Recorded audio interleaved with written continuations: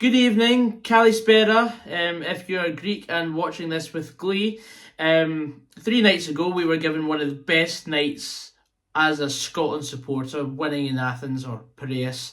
And that was a fantastic evening, and I had a brilliant holiday in Greece. It was absolutely fantastic. So thank you to all the Greeks who had us over and were welcoming and that.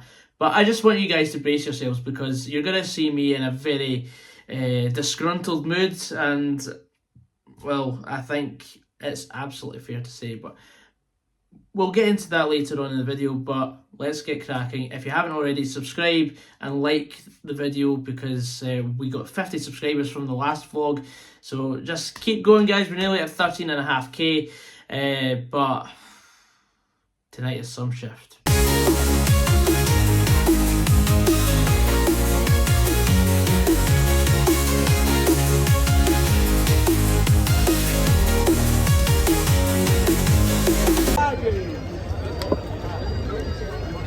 A different view this time. Usually we're in the west, which is right where I'm pointing to. But it was a toss-up between get a season card this year or go to Greece and watch Scotland win 1-0. Today's the second leg, and if we avoid defeat, then we are still in League A. But this tie is far from over. The Greeks already out in full force. My prediction for today, I think Greece are going to come out all guns blazing like they did in the second half on Thursday night. We need to combat that. We need to get the first goal, settle the nerves, because I'm not too confident today, because Greece are really good away from home. They won at Wembley last year, so we just have to sort of counter their attacking style and play away from home. So hopefully we can hold on. I think it's going to be a 1-each draw. I think we'll manage to see it through, but it's not going to be a comfortable day out.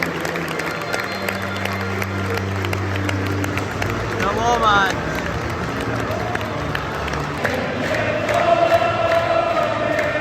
Come on, Scotland.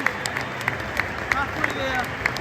The days have passed now, and in the past they must remain, for we can still rise now and be the nation again. That's it.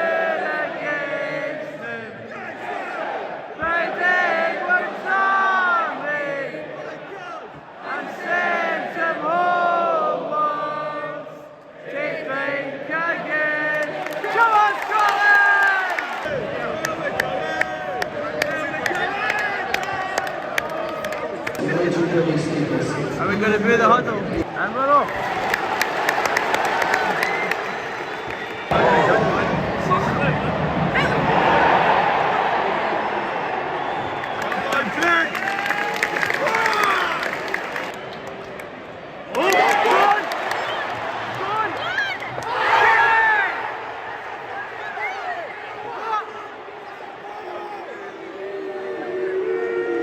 Still felt like that was more of a penalty than the one on Thursday night.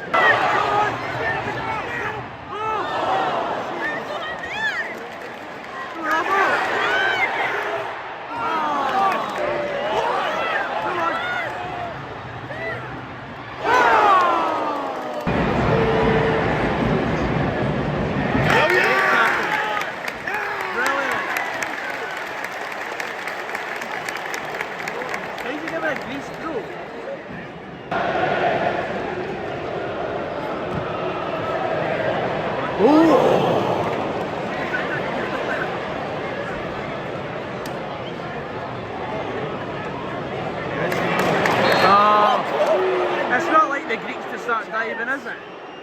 He's literally taken about 15 yards inside the pitch.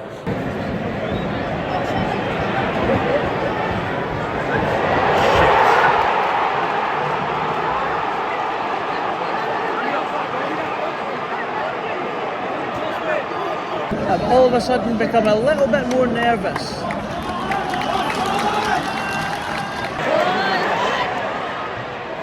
Come on! Corner!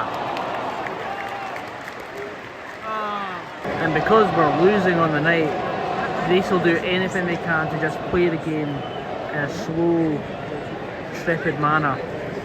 They're having a great time though. Come on! Oh, kamikaze keeper. Come on!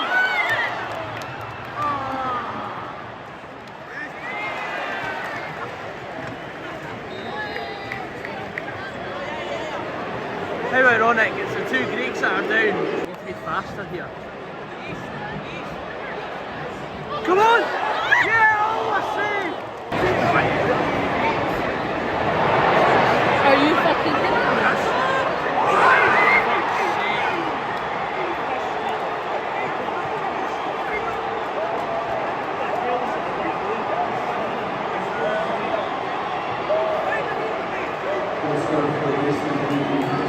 We're far too compact, as I've said, all first half.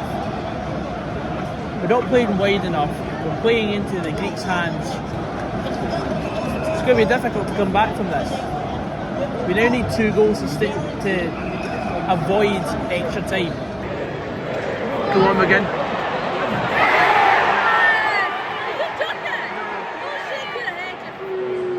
Too soft. Come on. Come on. Blocks the thing. Oh!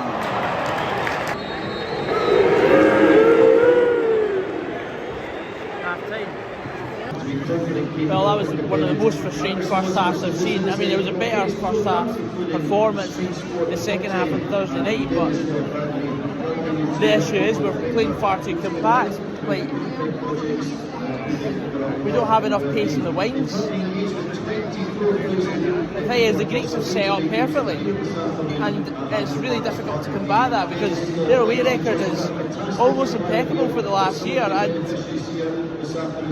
just our build-up play is too laissez-faire. It's almost like 2 steps forward, 1 step back, and it's 1 step back that's pissing me off because we're not taking any risky passes, and that's what's costing us. We're playing too safe and we're playing into the Greeks' hands. Right, come on, you pricks. Give us a good second half. Offside!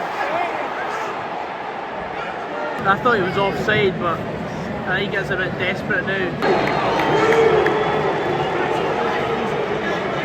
Come on to fuck Scotland. Get a fucking move on! I'm getting really angry. Really angry. Love to know what Steve Clark's thinking watching this. Jesus Christ, boy! So easy! Right, Clark, change it now!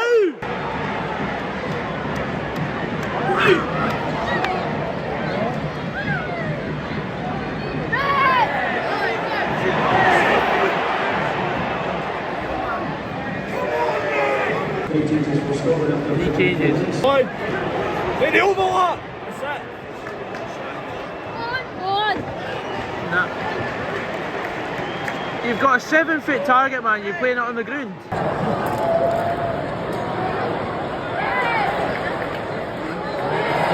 Beautiful. No. Thanks.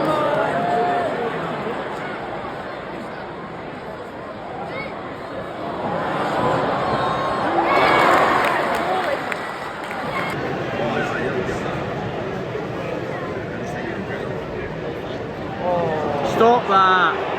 Come on.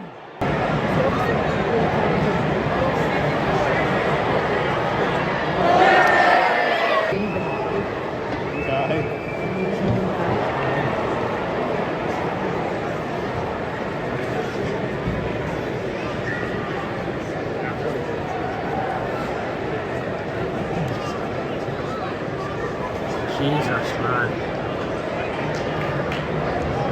Oh my goodness me!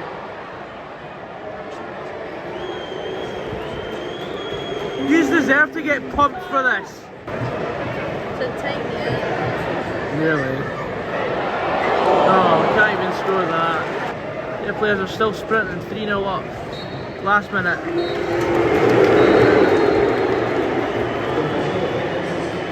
Full time. That's the most abject I've ever seen a Scotland team. I've seen an Alex McLeish team put in a better performance than that. I'm not one to beat about the bush. Tonight was a fucking embarrassment. an absolute disgrace. We had a great tribute to one of our greatest ever footballers in Denis Law, the Ballon d'Or winner. You know, he had so many accolades. We had a great send-off for him since his passing in January. And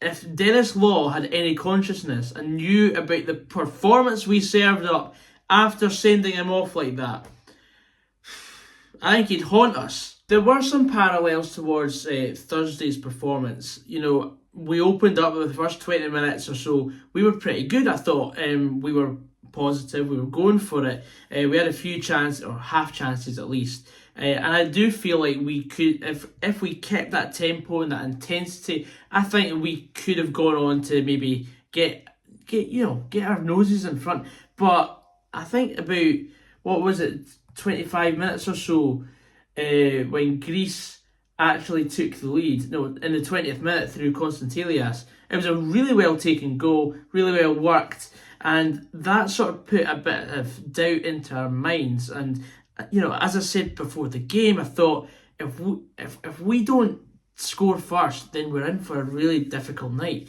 And the youngster who plays for PAOK, who got a goal and 2 assists on the night, tore us a new one. He really did. It was at that point I was like, right, things could go bad. And to be fair, we were still playing decent up until Greece got the second goal.